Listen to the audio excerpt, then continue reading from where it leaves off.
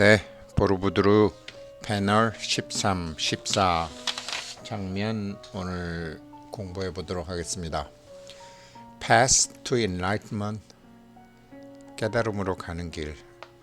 사실 이 보르부드르는 이제 스님들의 학교였죠. 동아시아, 남아시아 그 모든 이제 인도에서는 불교가 사라진 다음에 인도네시아 정부가 그 유네스코에 올릴 때는 서기 약 755년경에 지은 것으로 보고되어 있으나 서양의 고고학자들은 그거보다 더 오래됐을 것이라고. 그러니까 뭐 우리 그러니까 고구려 백제 신라가 그 없어지는 그 무렵 660년 그 정도까지도 보고 있습니다. Path to Enlightenment, 깨달음으로 가는 길, 인간들을 깨닫게 하는 거죠. 사실은 인간사의 가지가지 모든 일들이 모르기 때문에 지금 이루고 살고 있는 것들이죠. 참 저도 이것을 다 아는데 환갑진갑이 다 지나서야 뭐 알았다기보다도 간신히 이제 뭐 맥을 잡은 그 정도입니다. 참 부처의 눈으로 보면 중생은 한없이 슬퍼 보이겠죠.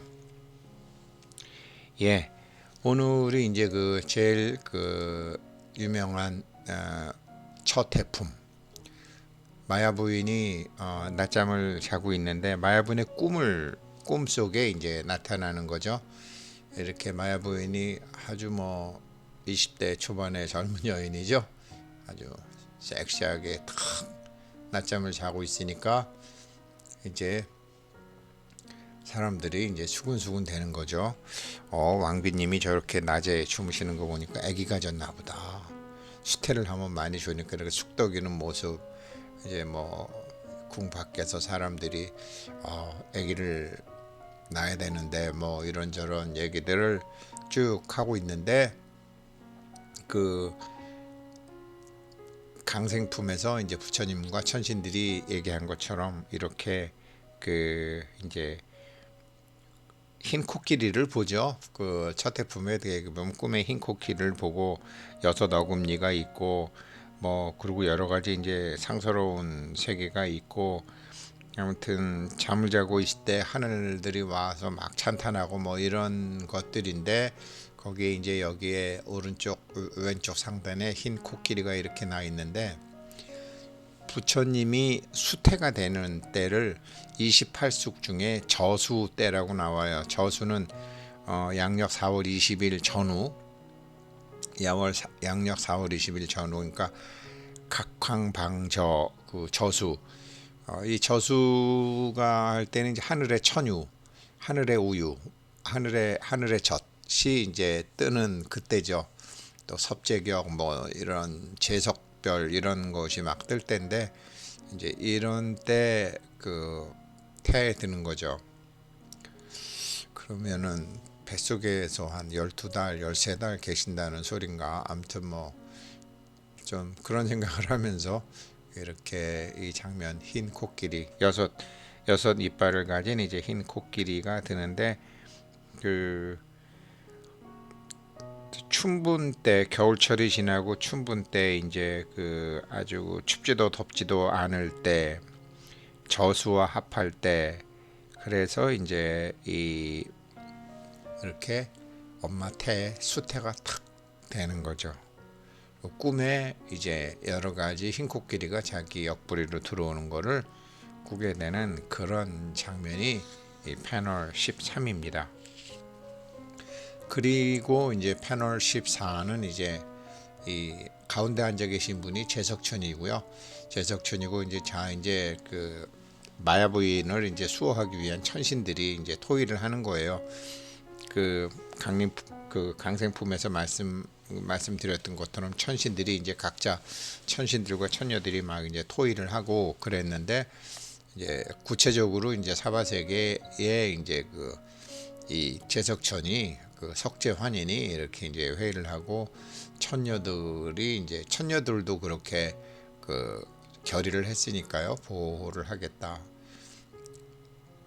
이렇게 여러 신들이 이제 다 옹호를 받고. 근데요, 부처님만 그런 게 아니고요. 사람들 대부분 그래요. 우리 이 공부하시는 분들도 신들이 보호를 하는데 신들과 커뮤니케이션이 안 돼서 그렇죠. 커뮤니케이션 이제 되실 거고. 그래서 왼쪽에 천인들이 왼쪽에 7분이 계시고, 그렇죠?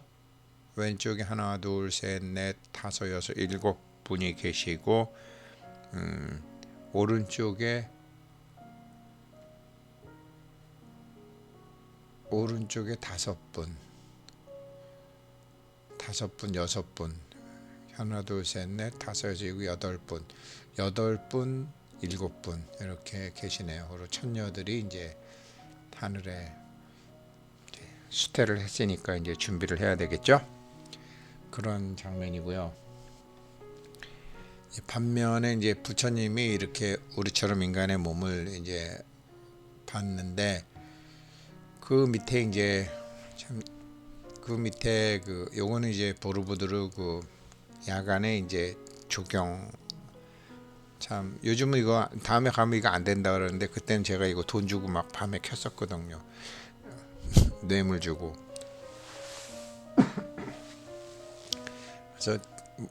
그래서 제가 이제 이런 거를 이제 회원님들하고 도반들하고 같이 갔을 때 아마 뇌물 주고 올라가기도 하고 뭐 막 그랬는데, 그런 뇌물이 통용되는 사회가 있고 언젠가는 이런 것이 없어질 것이다. 우리 빨리 여기서 이런 것과 통용되는 사회에 있을 때 하자. 뭐 이래 갖고 이제 했는데, 요즘은 일절 이제 돈 주고 키는 것도 안 되고 이제 모든 그런 게 없어졌다고 합니다. 인도네시아도 이제 발전을 하니까요.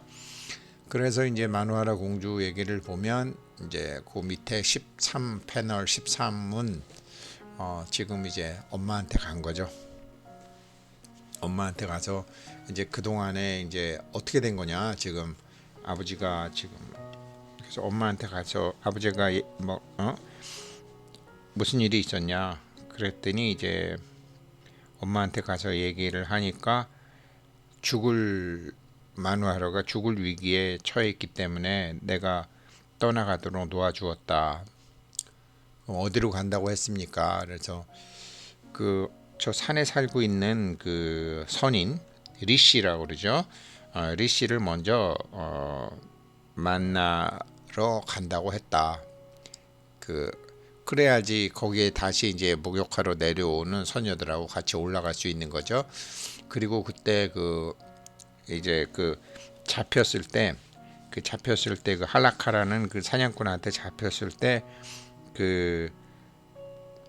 항복의 표시로 이제 주었던 그게 있거든요. 그거를 이제 나중에 이제 그거를 이제 아무튼 하게 되는데, 일단 이제 리시 할라카에게 언제 처녀들이 와서 목욕한다라는 것을 가르쳐준 리시, 선인들이 살고 있는 데로 갔다.